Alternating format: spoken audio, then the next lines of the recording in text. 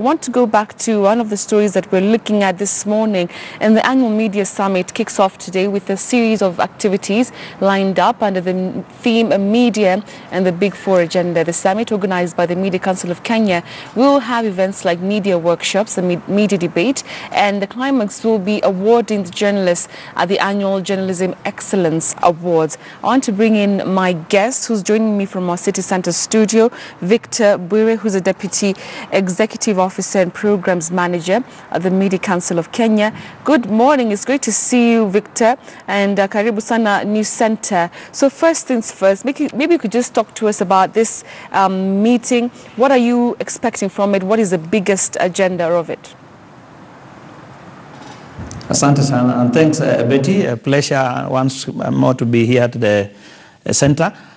Now, quickly, the Media Summit, the 2018 Media Summit has been planned for over 3 days. Largely is anchored around the issue of the Big Four agenda. And the discussion here is that the President, national government, county government have been asked to align their thinking, their projects, their interventions, and whatever on the Big Four agenda. And our discussion here is what is the role of the media in the Big Four agenda? What specifically is expected of the media in this whole debate? Remember, media has a responsibility of, in addition to informing the public and helping the public understand, is also to marshal national energies and attention to the Big Four. So the discussion will be around how, in the various ways, how can the media be a central player in the Big Four agenda, both as a watchdog, but also in helping in marshalling public support and understanding of what the Big Four expectation and roadmap is like. So how we have looked at it is that it will be a 3-day event. It starts today, 1st up to 3rd, with a number of activities planned all over. Today we have started big time in a partnership with the Aga Khan University School, a graduate school of journalism, where we are training nearly 50 journalists from across the country on various aspects that relate to the Big Four agenda. So part of the discussion today will be around how media can cover health. Remember, the universal health, access to universal health is one of the Big Four agendas, so there will be a session on how media can cover health as a universal access issue. There is a session on media and environment. Again, remember the issue of climate change, the issue of environmental protection and food security is one of the big items in the Big Four agenda. So how does media help in reporting some of these matters? Then obviously of late there have been huge cases around the issue of professionalism, code of ethics among journalists. So there will be a whole session on code of ethics and the practice of journalism in Kenya. And then at the later stage we'll have a session on defamation and your issue. So that's we're working together jointly with the Aga Khan University, and the training is going on right now. In fact, from here I'm rushing to the university. Tomorrow we start off the conference at Red and Blue. Just continue. It's okay. Blue. We start off big time with the function at the Red and Blue, where the summit will be officially launched by the CS for Information, Honorable John Musheru, in a big way. And the session has planned, we'll have the 2 PSS in the ministry. We do expect the head of the presidential delivery unit, Mr. Nzio Kawaita, and the rest of the team. And the discussion will be around national development, the Big Four agenda, and the role of the media. So we'll have sessions on media and national security, on food security, media, and trade, and the environment. Then on Friday, in the evening tomorrow, we'll have a big debate at the University of Nairobi, the Chandaria Memorial. We are working with the University of Nairobi, and the whole debate will be around the issue of media capture. Is media in Kenya captured?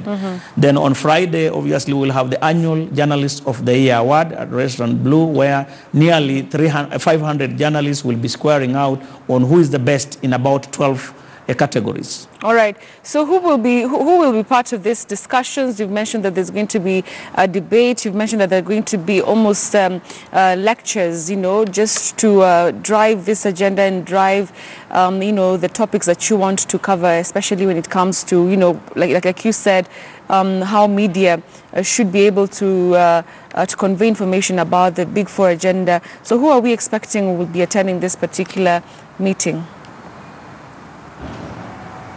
Thank you. Tomorrow, like I mentioned, the Media Council will also be launching its strategic plan 2018-2022. So in the morning, we expect the CS, ICT, Honorable Joe Mucheru, who will give a keynote address on media and national development.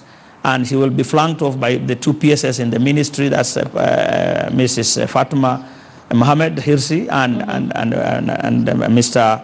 Jerome Ochieng, who will flank him off in the morning. And immediately after the key launch of the debate and with the key address on media and national development, obviously colleagues from the Editors Guild, that is the chairman Churchill Otieno, colleagues from KUJ, colleagues from the Media Owners Association will grace the occasion, and just to see where is media in national debate. Then immediately after that, we will have a session on media and the Big Four agenda, and the big discussion will be by the head of the presidential delivery, Nzioka Waita, who will give a keynote address and just help the country understand what does the Big Four agenda mean. Then obviously part of the panelists will be Paul Mudaura from the Capital Markets Authority, David Omoyo from the Media Council of Kenya. We have Professor Levi Obonyo from Daystar University. So it will be a mix of topics, just looking at where are we in the Big Four. All right. Victor, let's just talk about how, the Media Council of Kenya would rate the media as it is right now with regard to covering and also acting as a watchdog to these government projects. Over the last couple of months, we've seen quite a number of scandals really related to, the taxpayers' money, which that is what actually would, steer this Big Four agenda. So how can you rate, the performance of the media across board with regard to just being a watchdog of issues to do with what you're talking about, the Big Four agenda? Thank you, Betty. At the Media Council as a regulator, we are impressed with the watchdog role the media has been playing all along. And we have seen media focusing on some of those key issues around governance issues, around accountability, about investment.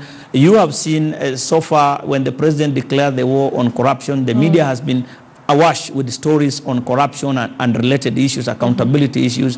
When the president talked about the lifestyle audit within civil service, you have seen quite extensive coverage of some of these issues.